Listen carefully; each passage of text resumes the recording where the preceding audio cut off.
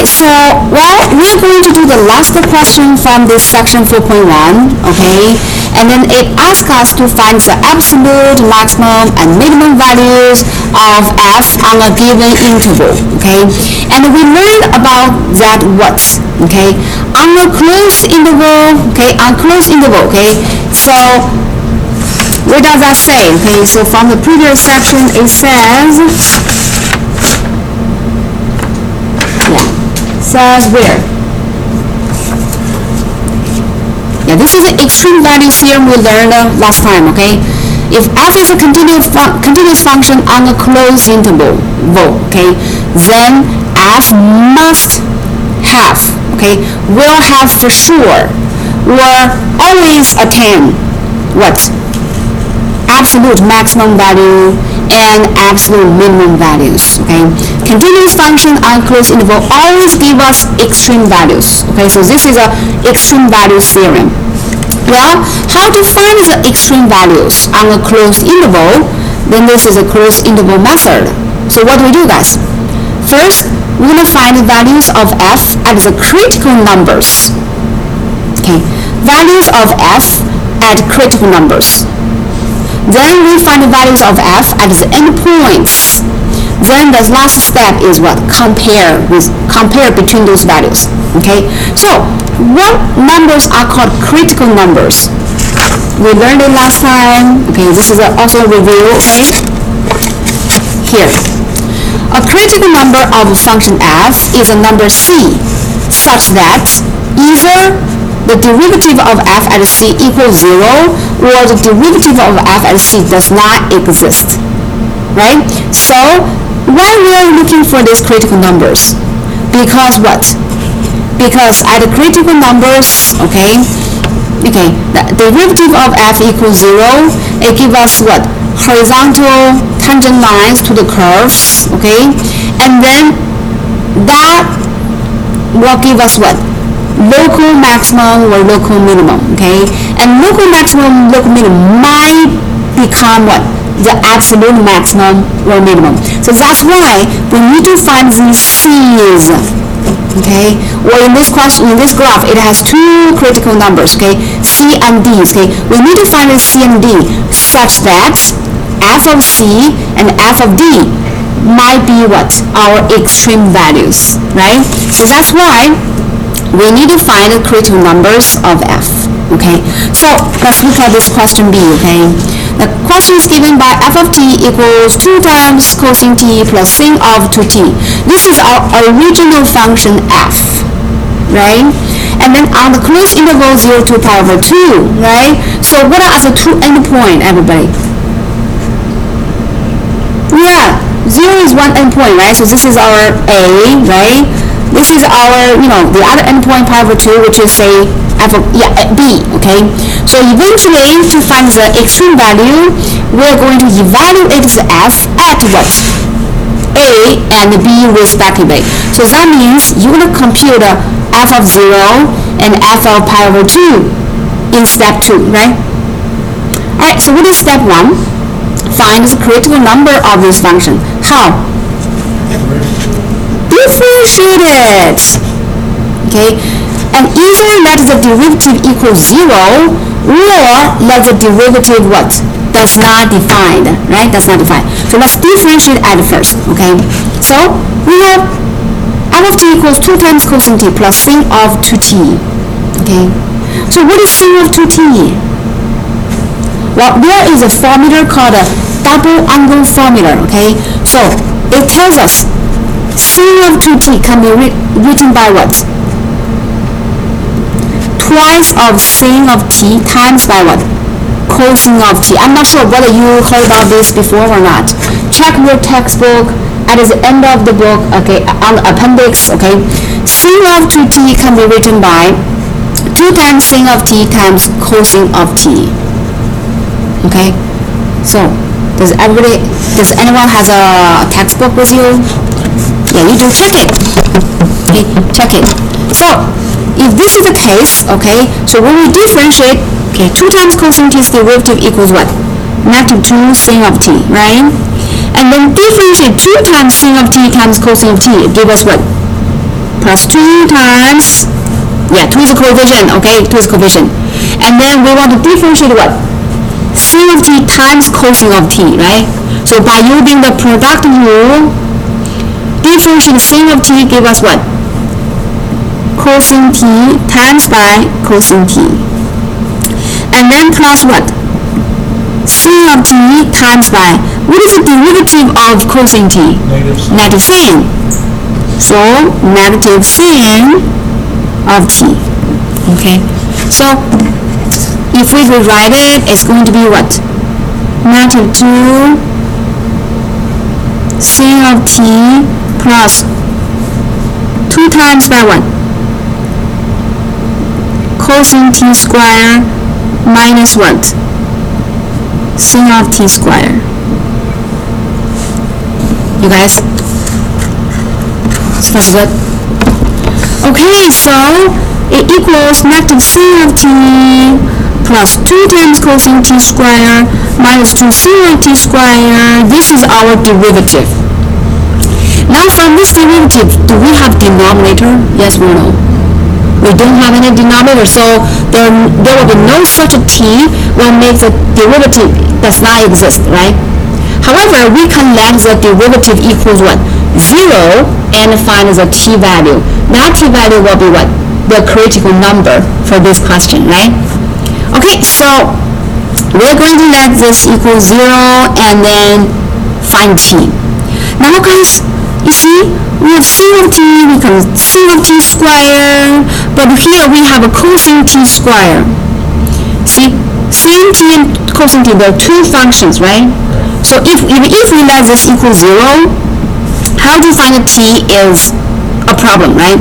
However, how about we change the cosine t square in terms of sin of t square? So this entire equation will only have sin of t. What do you think? That way we can find the t value, right? So what's the relationship between cosine t square and sin t square? There's a very important identity, remember? Sin t square plus cosine t square equals 1, right? So cosine t square can be written by what? 1 minus sin of t square. You go with that? So now I'm going to replace, let me still copy the negative 2 sin of t plus. I'm going to replace cosine t square by what?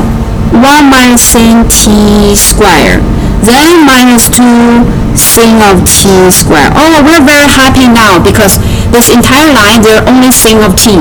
Okay? Alright, so let's simplify. Plus 2 minus 2 sin of t square minus 2 sin of t square. Come on in. So equals what? Equals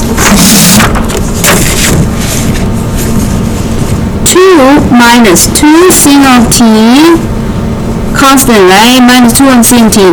These two like terms give us what? Negative 4 sin of t square, right? So we're going to let f prime equals what? 0. And so for t, okay? Let this equal 0. And so for t, that value will be the critical number, right? So how? 2 minus 2 sin t minus 4 sin t squared equals 0. Subtract 2.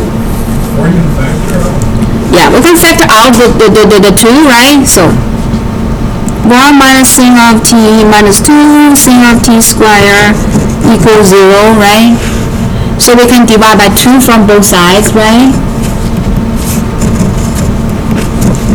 So this is still 0. 1 minus sin of t minus 2 sin of t squared equals 0. See? Sin t squared, sin of t, quadratic form of the function, right? But for quadratic function, we want this square term is what? Has a positive coefficient. So how? Multiply the both sides by what? Negative 1. It will give us 2 sin t squared plus sin of t minus 1 equals what? 0. Right? Every term change sign because right side is 0. Okay, 0 times 1 negative 1 is still 0. Now, are we able to factor this side? Think about sin of t equals x. 2x squared plus x minus 1. Are we able to factor? Yep. Okay. So I would say 2 sin t squared can be factored to be sin of t times 2 times sin of t, right? Negative 1 can be factored to be what? 1 and negative 1. We want this is positive. Check please. 2 sin t minus sin t give us what? Positive sin of t, right? You guys? Alright, if the product equals 0, each factor should equal what? 0. So we should have a sin of t plus 1 equals 0, or 2 times sin of t minus 1 equals 0, right? So this will give us sin of t equals what? Negative 1, or sin of t equals what? Plus 1 from both sides, yeah, 1/2. Oh, if sin of t equals negative 1, remember guys, our t must vary between 0 to pi over 2, okay? So t varies between 0 to pi over 2. So on this interval, from 0 to pi over 2, 0, pi over 2, this is our t, yeah. So, well, we have any sin of t equals negative 1 on this interval when t varies between 0 to pi over 2, yes or no? No. So that means we cannot find such a t will make sin of t equals negative 1 when t is between 0 to pi over 2, right? So do we have any t from here? No. However, sin of t equals 1/2,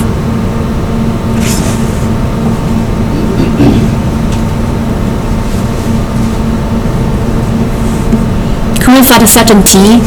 Sin of what equals 1/2? Remember, sin of what? 30 degree, or sin of what? Pi over 6. Okay, if you forget about the trick, you may want to review that, okay? So sin of pi over 6 equals 1/2. And then pi over 6 is between what? 0 to pi over 2. You guys do see that? So,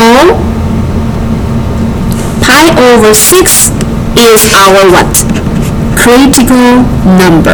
Okay, Cn. Okay, guys, we want to find the extreme value for this function f on this interval. Okay, so just now we find what? Oh, when t equals what? Pi over 6. That is our critical number. So f may attain extreme value on the critical number or not. We don't know. Okay, so what do we do, guys? Yeah, plug in the t by pi over 6 into the original function. See, it says find the value of f, not f prime, okay? F prime is help us to find the critical number. But once we find this critical number c, we plug the c back to what? F, okay? So evaluate f at what? Pi over 6, okay? So we're going to find f of what? Pi over 6. So f of pi over 6. This is at a critical number, okay? What does step 2 tell us? Evaluate f at the endpoints, right? So evaluate f of 0 and f of what? Pi halves, right? So now we have the 3 values. We can get which value is the largest? That will be the absolute maximum value. Which value is the smallest? That's going to be what? Our absolute minimum value, right? So let's do evaluation. Okay, so when t equals pi over 6, we should get what? Why is it so blue? Oh, okay. We should get 2 cosine pi over 6 plus sin of what? 2t. 2 times pi over 6. Pi third, right? Then f of 0 is what? 2 cosine 0 plus sin of 2 times 0 is still what? 0. F of pi over 2. 2 cosine pi over 2 plus sin of what? Double of pi over 2 is sin of pi, right? Okay, so we only need to evaluate these values, okay? So do you still remember what is cosine pi over 6? No? Okay, I'm telling you, okay? It is equals square root of 3 over 2. What is the sin of pi third? Square root of 3 over 2.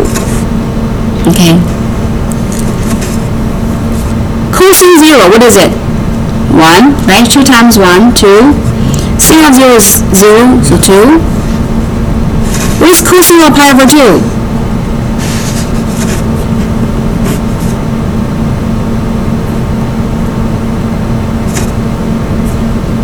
Cosine of pi over 2 equals what?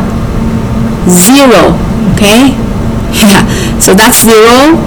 And how about sin of pi?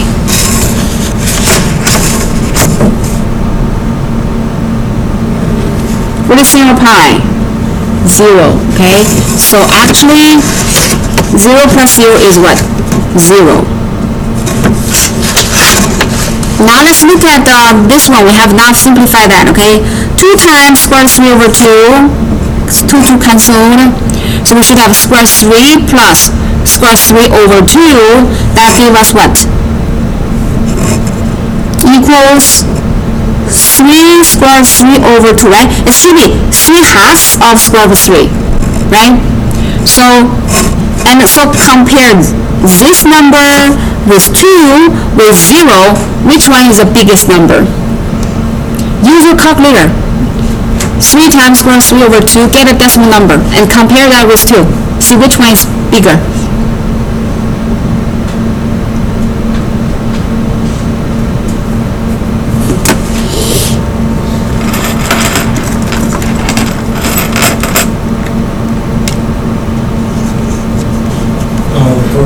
The first one, okay? So that means f of pi over 6 equals square root 3 over 2 is going to be the absolute maximum value, right? Which value among the three is the smallest? Okay, f of pi over 2 equals 0 will be the absolute one, minimum value.